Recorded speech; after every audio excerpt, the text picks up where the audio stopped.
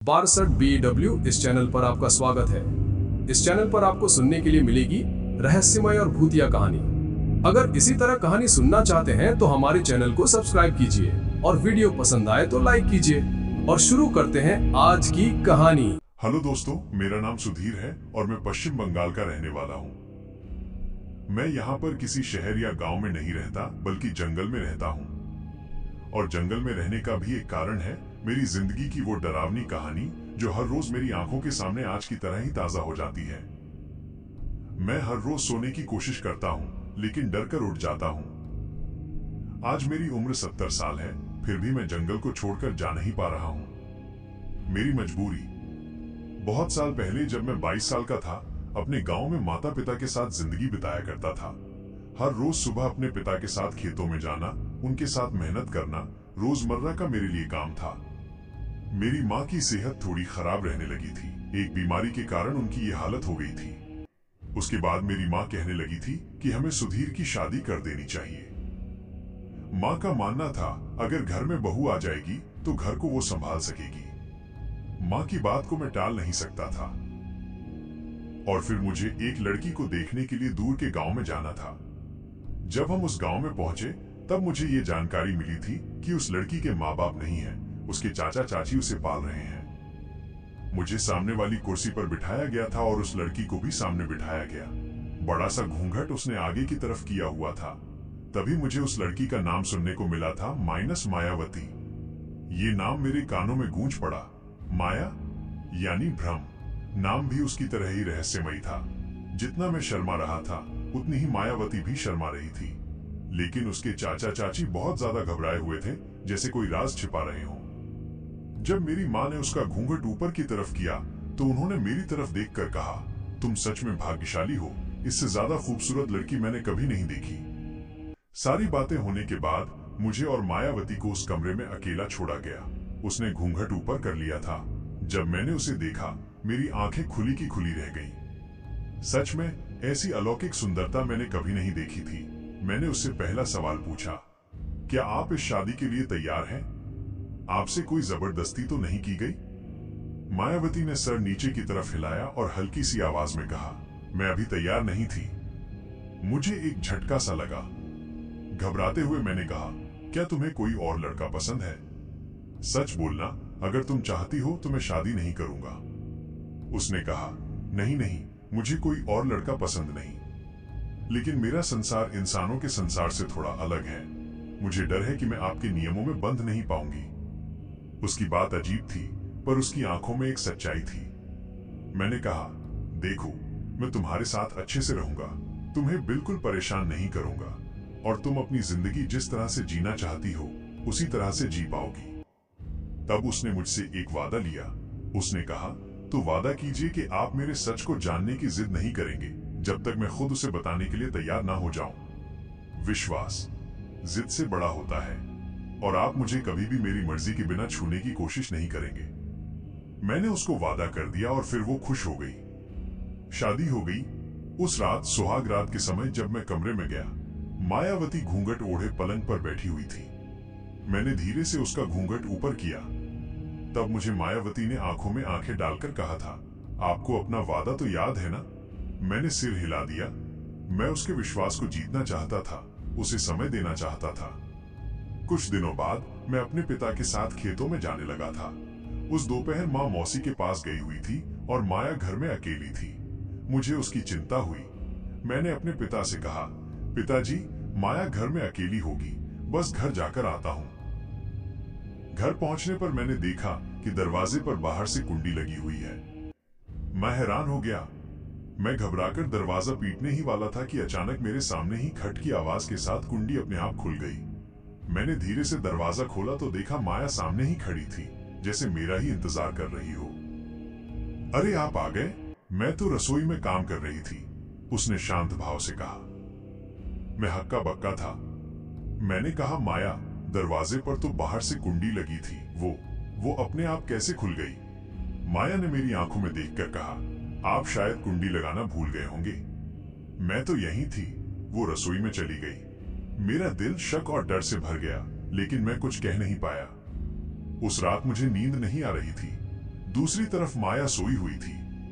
मैंने उसे धीरे से हिलाने के लिए उसकी बाजू पर हाथ रखा। उसका शरीर पूरी तरह से ठंडा था, जैसे बर्फ हो। मैं घबरा गया। मैंने उसकी नब्ज देखी, नहीं चल रही थी। दिल की धड़कन भी नहीं थी। ऐसा लग रहा था जैसे उसकी मौत हो गई हो, वो एक निर्जीव शरीर हो। मैं सदमे में था। मेरी बीवी, मेरी माया एक लाश बन चुकी थी। मैं पूरी रात बस रोता रहा। लेकिन सुबह एक झटके के साथ माया उठी। उसने मेरी तरफ देखा, मुस्कुराई और कहने लगी, अरे आज आप जल्दी उठ गए, क्या हुआ, आपको नींद नहीं आई? मैं उसे बस घूरता रहा। मेरे साथ एक लाश थी जो जिंदा हो चुकी थी। मैंने कांपते हुए कहा, माया, रात को तुम्हारा शरीर पूरी तरह से ठंडा था। मुझे लगा तुम मर गई हो।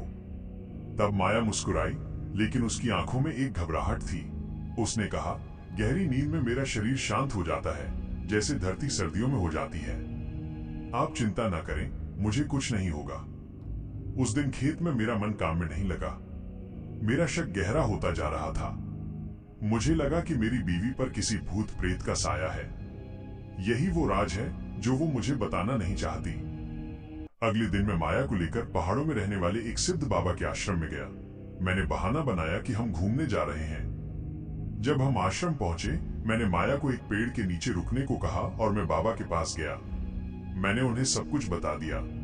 बाबा ने घमंड में कहा, यहाँ आकर कोई भूत प्रेत टिक नहीं पाता, बुलाओ उसे।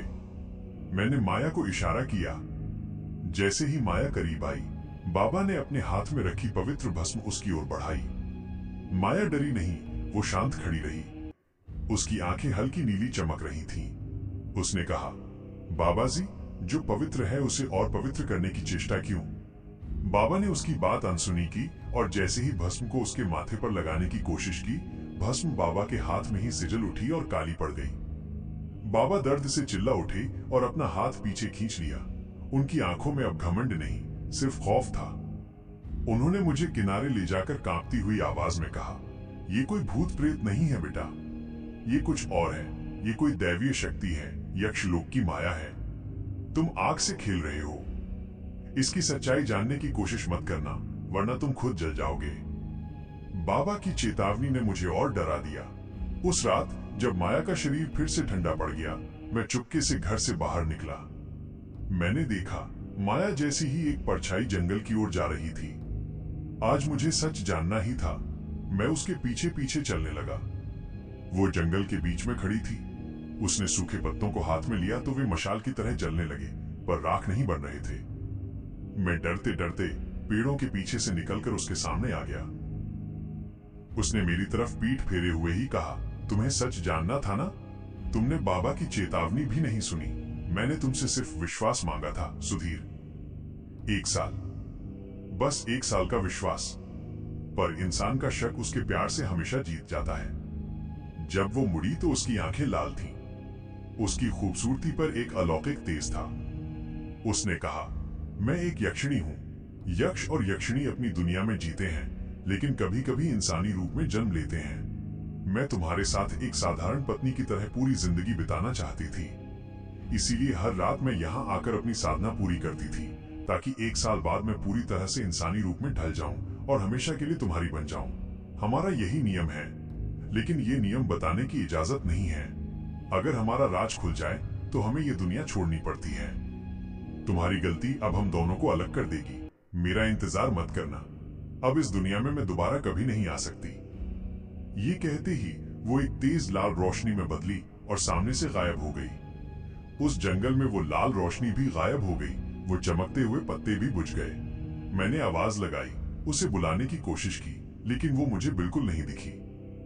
पूरी रात बिताने के बाद जब मैं सुबह घर आया तो घर में हाहाकार मचा हुआ था। भीड़ लगी हुई थी। सबको पलंग पर पड़ी माया की लाश मिली थी। सच सिर्फ मेरे पास था। मैंने सबसे कहा, वो मरी नहीं है, ये बस उसका शरीर है। लेकिन हर किसी ने मुझे पागल कहा। उसके शरीर को जलाया गया और मैं रोक न पाया। उस दिन के बाद मैंने अपना घर छोड़ दिया। मैं इसी जंगल में माया का इंतजार करने लगा। मैं सच जान गया था, बस उसके साथ रहना चाहता था। मेरी बीवी थी, मैं उससे प्यार करता था। 70 साल का हो चुका हूं मैं। जंगल में रहते हुए आज भी इंतजार करता हूं, कभी माया मुझसे मिलने के लिए आएगी। लोग मुझे पागल कहते हैं, लेकिन मैं अपनी भावनाओं को कैसे व्यक्त करूं? सच में वो मरी नहीं थी, वो यक्षिणी थी, अपनी दुनिया में चली गई। प्यार करती थी मुझसे और मैं भी करता हूं। मरने से पहले सिर्फ एक बार उससे मिलना चाहता हूं।